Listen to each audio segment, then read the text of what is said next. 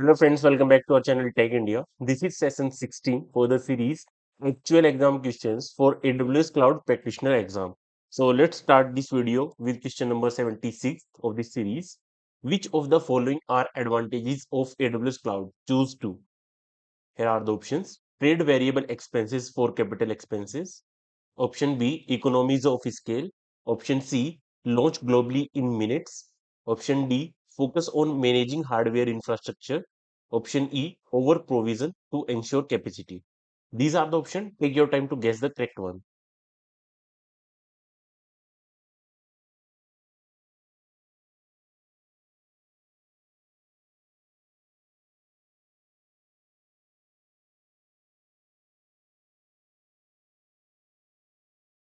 Okay, now let me reveal the correct answer. So option B and option C, that is high economies of scale and launch globally in minutes. These are the correct answers here. This is because AWS Cloud leverages high economies of scale, allowing customer to benefit from cost saving due to the massive scale of AWS infrastructure. So this enable cost effective solution for business. So this one is correct. Now launch globally in minutes. So one of the advantage of AWS Cloud is its ability to deploy applications and resources globally in a matter of minutes. This quick global deployment facilitates flexibility and responsiveness to changing business needs. So this is also correct option. But why this one and this one is not correct? That is also the point that we have to understand. So option A is not correct because AWS cloud organizations shift from capital expenses to variable expenses. But here it is saying from variable expenses to capital expenses. So this is reverse, not in this manner. With the help of cloud, we trade capital expenses for variable, not variable for capital. So this is due to that reason wrong. Focus on managing hardware. We do not have to worry about hardware infrastructure. This is sole responsibility of AWS only.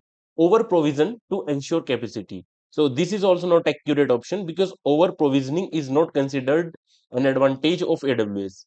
Instead, AWS provides scalability, allowing users to scale up resources or down based on the demand, avoiding the need of unnecessary over provisioning. So if your usage needs at the moment 16 GB memory, you can deploy the instance which has this much memory. But if you feel that traffic on your server is increasing and now you need 32 MIB of memory, then you can simply scale up.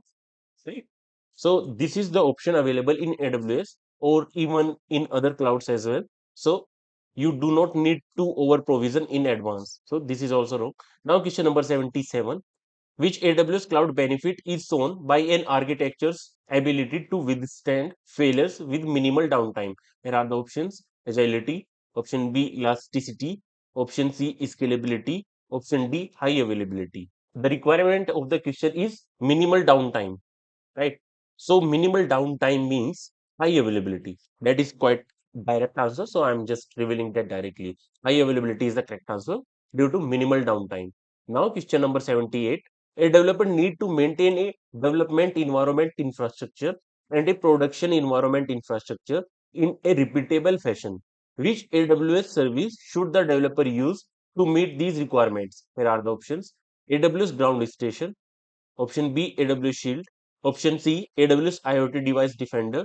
Option D, AWS Cloud Formation. This one also should be quite easy for you, but take your time to guess the correct one.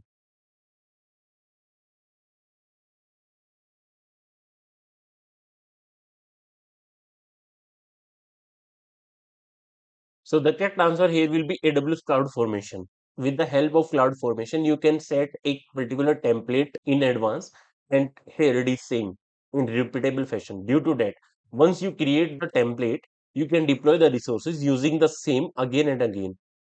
AWS Shield is not the correct answer because this is for preventing the DDoS attack. This is some kind of defender. So this is the only correct option here. Now question number 79. Which task is customer responsibility according to the AWS shared responsibility model? Here are the options. Maintain the security of the AWS cloud.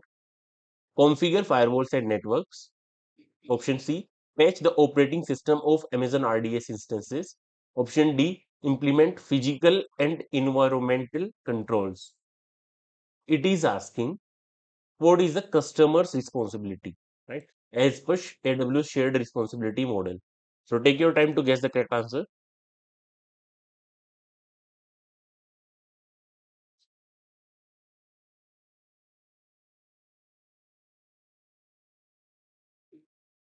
Now let me reveal the correct answer. Option B, configure firewalls and networks. This will be the responsibility of customer, and that is the correct answer only. Because maintaining the security of the cloud is the responsibility of AWS only. But maintaining the security in the AWS cloud is your responsibility.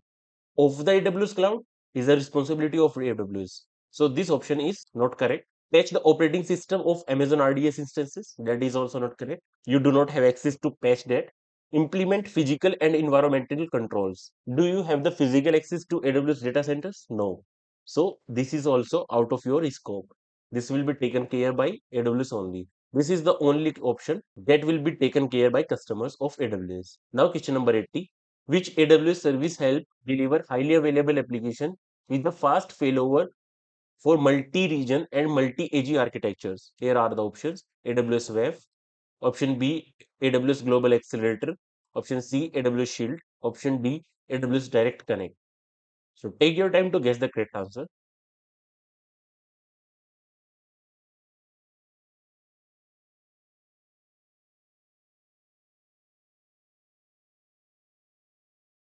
Okay, now let me reveal the correct answer. Option B, AWS Global Accelerator. This will be the correct answer here. You should first try to understand the requirement of the question. Which service will help to deliver highly available application, right? With the fast failover over multi-region and multi-AG. So if there is any failover, service should help you, right? The service should help you in case of multi-region and multi-AG failures. So what is the purpose of web?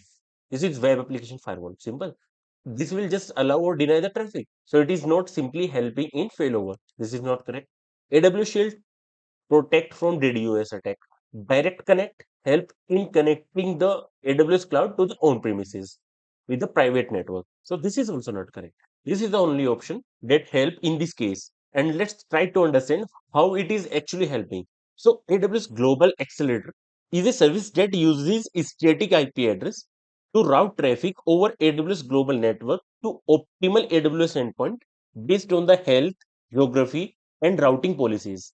It provides highly available and performant application with the feature like fast failover and multi-region and multi-AG architecture. So this will use a particular static IP address, and if any of the resource behind it fails, it will simply route the traffic to any other resource. That's it. So your front application that is running will not fail, and users will be able to access the application using the same IP.